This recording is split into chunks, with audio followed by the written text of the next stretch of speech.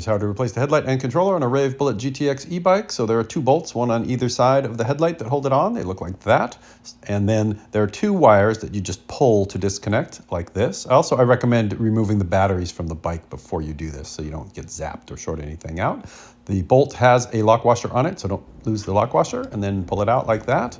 And the new headlight has number 5 on the back. Make sure that's right side up and the cords are coming out of the bottom so you don't put it on upside down. That just slides right in the bracket like that. And then you replace the two bolts like this.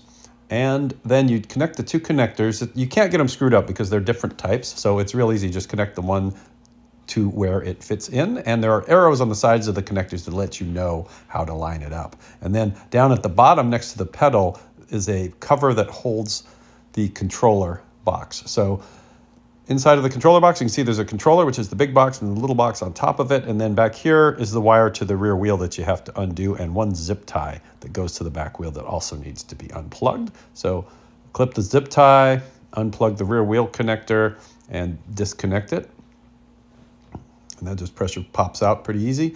And then pull the box out, the old controller box. You'll notice that the wires are going out the front of it and the little box sits on top of the big box. So that'll be important when you're trying to jam it back in there. And then all of the connectors are different and they all kind of pull loose. They're there for a second. You saw the brand of the controller just in case you need to know what it is. So you just pop all the connectors loose and then chuck it in the dumpster and get your new controller and then just pressure fit everything back. They're all different connectors. So you're not going to plug the wrong one into the wrong other one because they're all different. Just line up the arrows on them and then push them together to pressure fit them back together.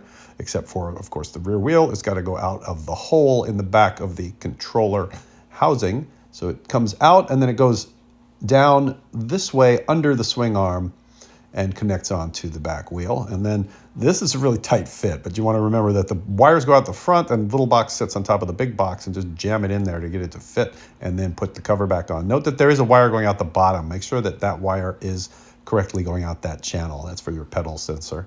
And then bolt the lid back on with those 5 bolts, and back on the back wheel, just connect your connector up again, turn the tightening wheel to tighten it up, zip it, and you are done. And then you want to make sure that the headlight switch turns on and off when you turn it on. So that passes the test. And then lift up the back wheel and hit the throttle and just make sure that you got power, and then you're done.